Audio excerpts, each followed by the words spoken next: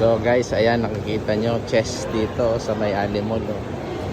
Ayan, yung mga nanonood dyan.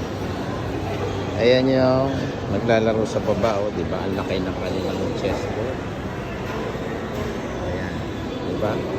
Kung nandun ka sa baba, napakalaki niyan. Naglalakad pa si Manong. Tinitingnan niya kung ang makikitira niya. Meron na siyang mga nakain na yan. Tapos ito si Kuya nakag-pay na yun sa kanya. So pareho. Tag-apat. Tignan nyo ang kanilang kain. So ayan.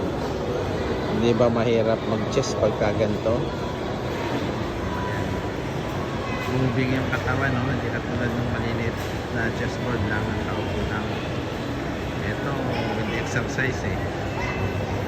Titira ba ni Manong yan? Tama kaya yung ititira niya? Oo. Tira mo na. Nag-iisip pa siya. Yung kalaban niya nakag-pay. Ayun, tinira na dun. Oo. Ayan, napaisip. Si Kuya nakag-pay. Kakainin na yata yung king niya. Ano sa palagay nyo? Sige, bye na. Mukhang matagal pa to bago matapos. Uwi na ako. So ayan tayo sa Alimol. Yan ang Alimol.